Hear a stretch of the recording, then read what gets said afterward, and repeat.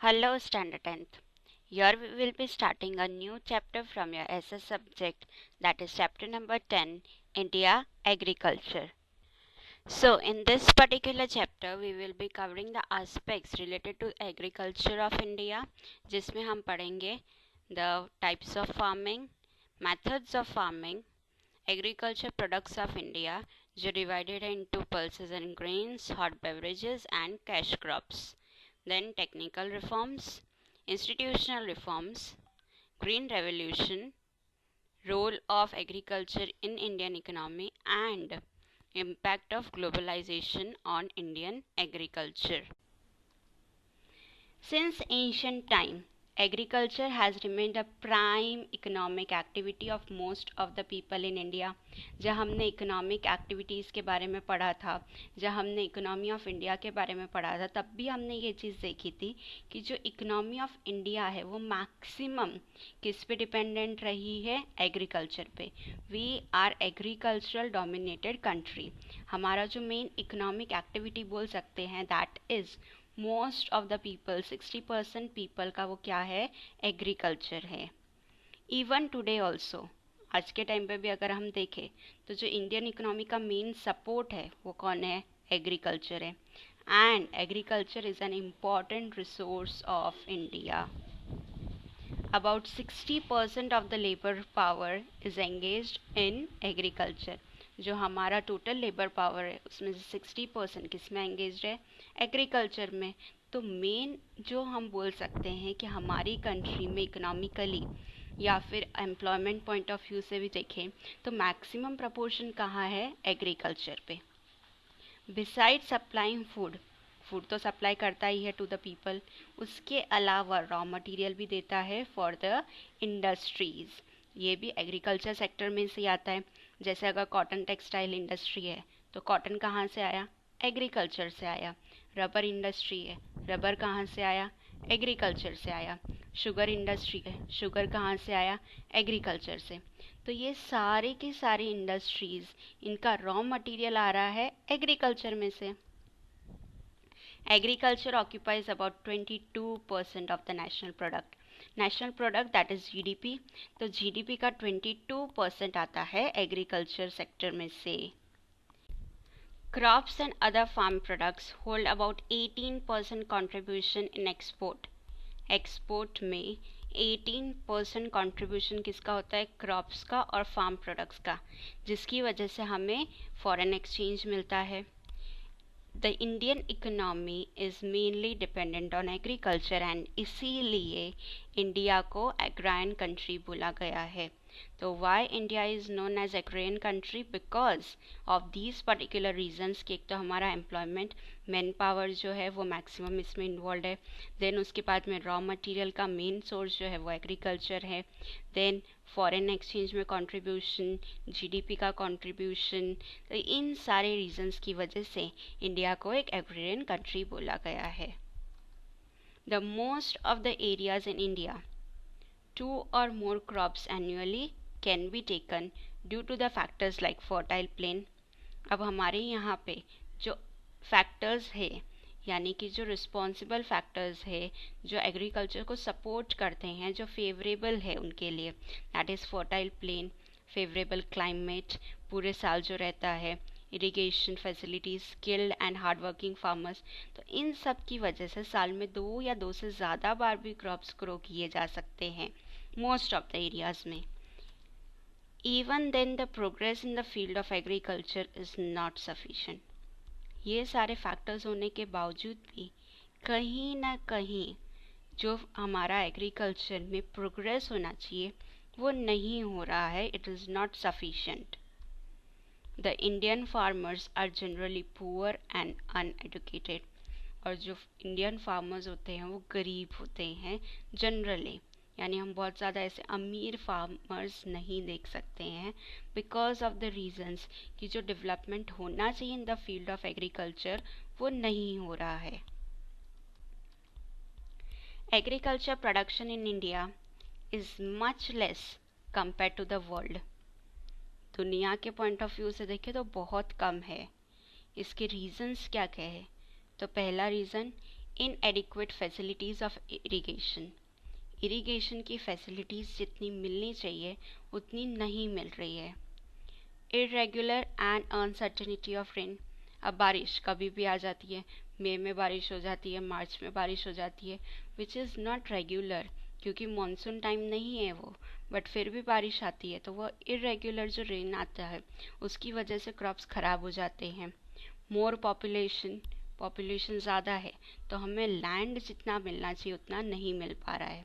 Larger families, अब इसमें क्या होता है कि जैसे फार्मर की फैमिली है, 6 to 7 members are there in one family, earning person सिर्फ एक होता है, तो यहाँ पे जो जितना प्रोडक्शन वो कर रहा है उसका मैक्सिमम तो उसकी फैमिली में ही चला जाता है। तो ये भी एक रीज़न है जिसकी वजह से हमें एग्रीकल्चर प्रोडक्शन एडिक्वेट अमाउंट में नहीं मिलता है। स्मॉलर फार्म्स, छोटे छोटे फार्म होते हैं फार्मर्स की, अपनी फैमिली तक ही रह जाता है। No interest in experimentation, experimentation नहीं होता है, जो जैसा चल रहा है वैसा चलते जाए चलते जाए। Less usage of chemical fertilizers, fertilizers का यूज़ कम होता है बिकॉज फार्मर्स आर पुअर, तो they don't afford all this thing. Modern machinery का यूज़ नहीं हो रहा है, साइंटिफिक अप्रोच नहीं है कल्टीवेशन के लिए। Educated mass opting away from agriculture, और जो पढ़े लिखे लोग हैं गांव में भी, वो लोग क्या कर रहे हैं, एग्रीकल्चर से दूर भाग रहे हैं, अलग अलग सेक्टर्स में ट्राई कर रहे हैं कि हम एजुकेटेड है तो हमें फार्मिंग से रिलेटेड नहीं रहना है। तो ये सारा जो एक बोल सकते हैं जो so called lower status agriculture को दिया हुआ है सोसाइटी ने, इसकी वजह से एग्रीकल्चर प्रोडक्शन जितना अमाउंट में होना चाहिए उतना नहीं हो रहा है। Types of farming, the socio-economic condition of the people of India, socio-economic, society based economic condition जो हम बोल सकते हैं। एडमिनिस्ट्रेटिव पॉलिसी हुआ, entire economy is associated with agriculture. Farming types are classified according to the irrigation methods, irrigation जिस तरीके से होता है उन मेथड्स पे फार्मिंग का क्लासिफिकेशन किया जाता है। फार्म आउटपुट कितना है उसके बेसिस पे क्लासिफिकेशन किया जाता है, इकोनॉमिक रिटर्न के बेसिस पे क्लासिफिकेशन किया जाता है। तो these are the different factors जिनके अकॉर्डिंगली फार्मिंग टाइप्स का क्लासिफिकेशन किया गया है। So first, subsistence farming. Now this particular farming method is such a method जिसमें बेसिकली जो फार्मर है उसकी इकोनॉमिक कंडीशन जैसी है वैसी ही रहती है। After independence many agriculture development projects are implemented. वो तो एग्रीकल्चर में हमने देखा ही है कि काफ़ी सारे डेवलपमेंट हम सुनते भी है कि फार्मर्स को सरकार ने ये मदद दी वो मदद दी, but economic condition of the farmer अभी भी वैसी ही है, it is weak even today. तो costly seeds, fertilisers, use of insecticides, ये सारे तो वो अफोर्ड ही नहीं कर सकते हैं।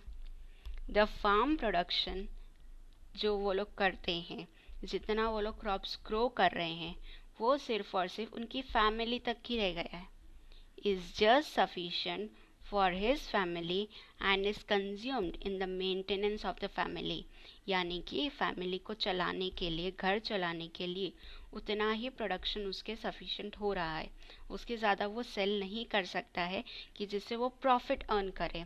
प्रॉफिटेबल मार्जिन का उसके यहाँ पे एग्रीकल्चर प्रोडक्शन नहीं हो रहा है। This is called subsistence farming.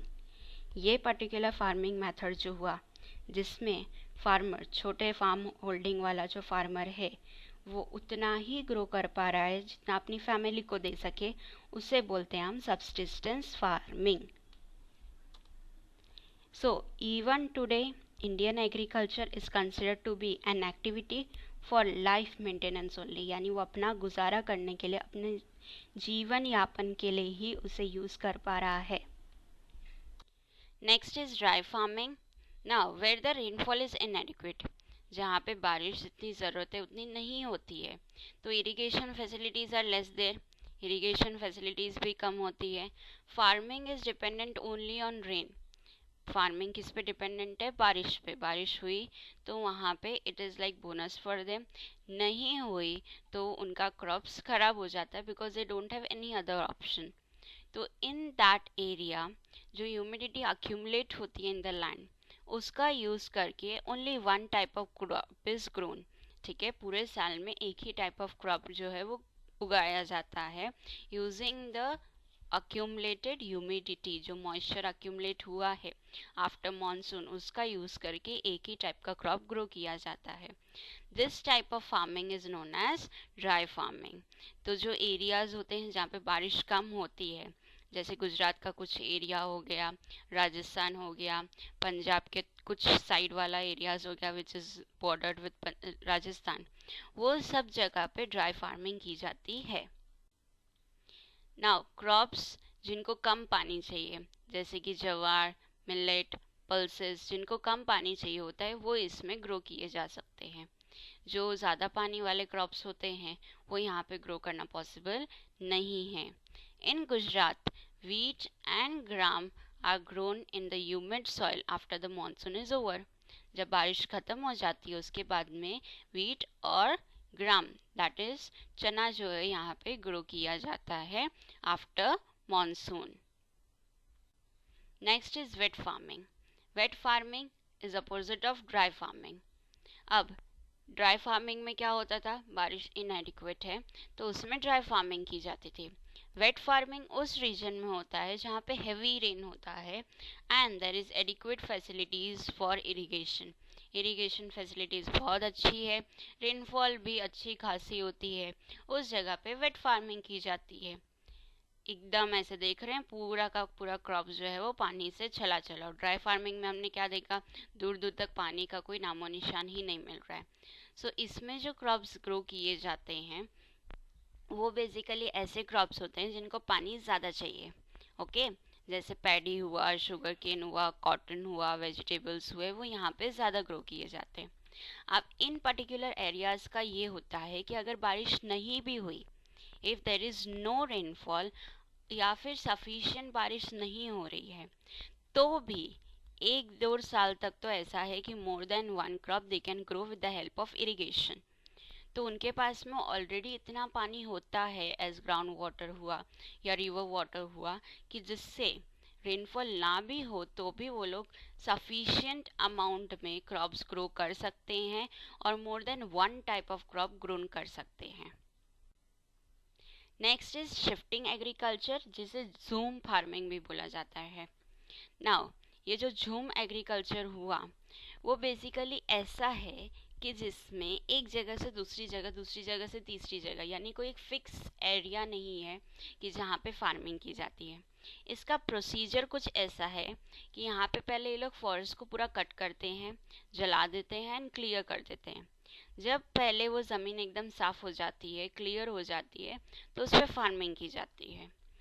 अब यहाँ पे 2-3-4 साल तक फार्मिंग करते हैं, बट ये चीज़ हम जानते हैं कि अगर कोई भी पर्टिकुलर क्रॉप को एक ही लैंड पे मोर देन 4-5 ईयर्स तक ग्रो किया गया तो उसकी फर्टिलिटी क्या हो जाती है, ख़त्म हो जाती है। बिकॉज वही मिनरल क्या कर रहा है, क्रॉप ऑब्जॉर्व कर रहा है, तो सॉइल से तो मिनरल पूरा चला जाएगा, तो फर्टिलिटी ख़त्म हो जाती है। तो इसकी वजह से ये लोग क्या करते हैं, जब फर्टिलिटी रिड्यूस हो जाती है तो एरिया छोड़ देते हैं और दूसरी एरिया में शिफ्ट हो जाते हैं। वहाँ पे भी सेम प्रोसीजर करते हैं, फॉरेस्ट को क्लियर किया, उसके ऊपर क्रॉप्स ग्रो किया, देन उसके बाद में 4-5 साल तक ये काम चला। फॉरेस्ट का एरिया जब पूरा फर्टिलिटी रिड्यूस कर चुका है तो दूसरी जगह चले जाओ। इसको बोलते हैं झूम कल्टीवेशन, शिफ्टिंग एग्रीकल्चर, यानी एक जगह पे फिक्स नहीं है। 3-4 साल, 2-3 साल के अंदर अंदर उसको क्या करते हैं, एरिया को शिफ्ट करते जाते हैं। That is known as jhum cultivation. Cereals and vegetables are grown in this type of agriculture and इसमें जो प्रोडक्शन होता है पर हेक्टर वो लेस होता है। Next is plantation agriculture. Now this is a special type of agriculture.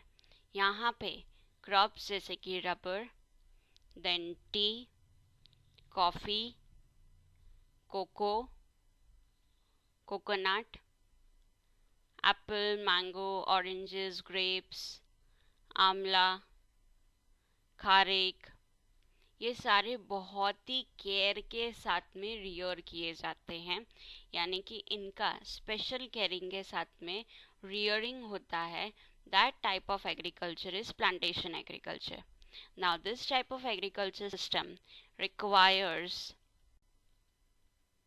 Huge capital, ज़्यादा capital की इनको ज़रूरत पड़ती है, स्किल की ज़रूरत पड़ती है, then technical knowledge, machines, fertilizers, protection on all side, acquisition and transportation facilities. These are all necessary. ये सारी चीज़ें इस टाइप ऑफ फार्मिंग में होनी ज़रूरी है. Next is intensive farming. Intensive farming is a mechanized way of farming through utilization of increased irrigation, use of chemical fertilizers, insecticides and other mechanical equipments. अब इसमें फार्मिंग को बहुत ही मैकेनाइज्ड वे में किया जाता है, जिसमें इरिगेशन का भरपूर यूज़ करते हैं, केमिकल फर्टिलाइज़र का यूज़ करते हैं, इंसेक्टिसाइड्स का यूज़ करते हैं और बहुत सारे मैकेनिकल इक्विपमेंट्स का यूज़ किया जाता है. कैश क्रॉप्स जनरली इस पे किया जाता है, यानी कि इंटेंसिव फार्मिंग के थ्रू कैश क्रॉप्स ज़्यादा ग्रो किए जाते हैं. The per hectare production has increased very much here and the area sown under this crops are increased. अब इसमें बेसिकली क्या करते हैं, जितना लैंड उनके पास में अवेलेबल है उतने ही लैंड पे इरिगेशन फैसिलिटी इंक्रीज़ करके, केमिकल फर्टिलाइज़र का यूज़ करके, इंसेक्टिसाइड्स का यूज़ करके, मैकेनिकल इक्विपमेंट्स का यूज़ करके पर हेक्टर प्रोडक्शन को बढ़ाया जाता है. और इसके थ्रू उनका प्रोडक्शन बढ़ता है, तो इसके अंडर में जो एरिया सोन है उसको भी धीरे धीरे बढ़ाया जा रहा है. As more importance is given to economic returns in this type of farming, it is also known as commercial farming. अब इसमें कौन से क्रॉप्स ग्रो किए जाते हैं, कैश क्रॉप्स, राइट, यानी कि इकोनॉमिक रिटर्न को ज़्यादा मोटिवेट किया जा रहा है, इसीलिए इस टाइप ऑफ क्रॉप को कमर्शियल फार्मिंग भी बोला जाता है. So these were all the types of farming, जिसमें आया subsistence farming, then dry farming, wet farming, jhum that is shifting agriculture, then intensive farming and plantation agriculture. Farming methods: organic farming, sustainable farming and mixed farming are some of the current methods of farming in India. ये कुछ ऐसे methods of farming है जो India में adopt किए जा रहे हैं right now in this particular time. So organic farming, the rate at which the chemical fertilizers and insecticides are used, the destructive effects of these chemicals are also felt. अब जैसे कि हम जानते हैं कि जितना हम प्रोडक्शन इंक्रीज कर रहे हैं, साथ ही साथ यूज़ ऑफ केमिकल फर्टिलाइज़र और इंसेक्टिसाइड्स भी बढ़ाया जा रहा है, तो इनका जो यूज़ बढ़ रहा है वो कहीं ना कहीं हमारे हेल्थ पे भी एक डिस्ट्रक्टिव इफ़ेक्ट्स ला रहा है, right. Due to the presence of these chemicals and insecticides in the grains, vegetables and fruits, it has affected adversely the hygiene of people. अब ये जो केमिकल्स और इंसेक्टिसाइड्स फ्रूट्स में, वेजिटेबल्स और ग्रेन्स में होते हैं, वो कंज्यूम करने के बाद में हमारी हेल्थ पे, एक हमारी हेल्थ एंड हाइजीन पे उसका एडवर्स इफेक्ट होता है. इवन एनवायरनमेंट भी डैमेज हो रहा है उसकी वजह से. So the productive capacity and the fertility of land has reduced, due to which the crop production of the land and its quality were reduced over a long run. अब एक बार के लिए तो हम हमारा प्रोडक्शन बढ़ा देते हैं with the use of chemical fertilizers, insecticides and pesticides, but धीरे धीरे इन द लॉन्ग रन उसकी जो कैपेसिटी है लैंड की, फर्टिलिटी है, वो रिड्यूस हो रही है एंड उसकी वजह से क्या होता है, उसकी क्वालिटी डिटेन होती जा रही है. These are all the things which are seen in the normal farming technique. Organic farming एक ऐसा मेथड है जिसमें यूरिया और केमिकल फर्टिलाइज़र का यूज़ नहीं किया जाता है, इंसेक्टिसाइड्स का यूज़ नहीं किया जाता है, ताकि हम ये सारे प्रॉब्लम्स से बच सके. For the nutrition of the crop, अब क्रॉप को फिर भी न्यूट्रिशंस तो चाहिए, उसके लिए काउ डंग का यूज़ किया जाता है. देन अर्थवॉर्म फर्टिलाइज़र का यूज़ किया जाता है, कंपोजिट फर्टिलाइज़र का यूज़ किया जाता है। Composite fertiliser is that fertiliser जो हमारे डेड डिकेइंग प्लांट्स, एनिमल्स या फिर घर का कचरा जो होता है, राइट, जो गीला कचरा होता है, फ्रूट्स, वेजिटेबल्स, ये सब का, उन सबको मिला के कंपोजिट फर्टिलाइज़र तैयार किया जाता है। तो for the nutrition purpose this is used in the type of farming. Cow urine, neem solvents, buttermilk, इन सब का यूज़ किया जाता है क्रॉप के प्रोटेक्शन के लिए। Pesticides are not used, insecticides are not used. ये सारे नेचुरल एलिमेंट्स है जिनका यूज़ करते हैं क्रॉप्स को प्रोटेक्ट करने के लिए। So the organic products they are full of nutrition, क्योंकि उसमें कोई भी केमिकल मिक्स नहीं है। They contain natural taste, sweetness and fragrance, उनका एक अलग ही टेस्ट होता है, नेचुरल टेस्ट होता है। There are minerals, vitamins and life energizing elements in these crops, and due to which nowadays organic farm products are more in demand, so farmers को भी एक अच्छा रिटर्न मिलता है इस टाइप के फार्मिंग से। सो ऑर्गेनिक फार्मिंग, इसमें कोई भी पर्टिकुलर टाइप ऑफ केमिकल का यूज़ नहीं करते हैं, सब कुछ नेचुरल एलिमेंट्स का यूज़ करते हैं for the farming. Next is sustainable farming. Sustain करना मतलब क्या, जो जैसा है उसे वैसा ही रहने दो, दैट इज सस्टेन। ठीक है, तो in order to see that the soil fertility is retain, soil की फर्टिलिटी जैसी है वैसी लॉन्गर पीरियड तक रहे, तो क्रॉप रोटेशन करते हैं उस पर्पज़ के लिए। केमिकल फर्टिलाइज़र का यूज़ तभी करते हैं जब नेसेसरी है। बायोटिक कंट्रोल्स का यूज़ करते हैं for insects and harvest. Water conservation करते हैं। तो ये सारी चीज़ें जिस टाइप ऑफ फार्मिंग में होती है दैट इज़ सस्टेनेबल फार्मिंग। यानी कि इसमें क्या करते हैं, सॉइल की फर्टिलिटी को रिटेन करना, that is the main motive. Soil की फर्टिलिटी रिटेन करने के लिए क्रॉप रोटेशन ट्राई करते हैं, केमिकल फर्टिलाइज़र का यूज़ कम, जहाँ ज़रूरी है वहीं करते हैं, बायोटिक कंट्रोल्स यूज़ करते हैं, वाटर कंजर्वेशन यूज़ करते हैं। तो these are the techniques which are used to retain the soil fertility, और इस फार्मिंग को बोलते हैं sustainable farming. To sustain, to retain the thing as it is. Last is mixed farming. Mixed farming, यहाँ पे कैटल रियरिंग होता है, poultry होता है, सेरिकल्चर होता है, फिशरी होता है, अलॉन्ग विद द फार्मिंग, यानी कि मिक्स्ड है। मिक्स्ड मतलब क्या, कि साथ साथ में फार्मिंग भी हो रहा है, कैटल रियरिंग भी हो रहा है, यानी कि गाय भैंस पालना, poultry farming, that is related to the hen. ठीक है, तो जो ये हेन का साथ में पोल्ट्री फार्म रखते हैं। सेरिकल्चर, दैट इज़ कि जो सिल्क वॉर्म्स रियरिंग होता है, that is sericulture. Then fishery, fishing करते हैं। तो ये सारी एक्टिविटीज़ फार्मिंग के अलॉन्ग चलती रहती है, that is known as mixed farming. So here in this session we studied about types of farming and farming methods. Thank you.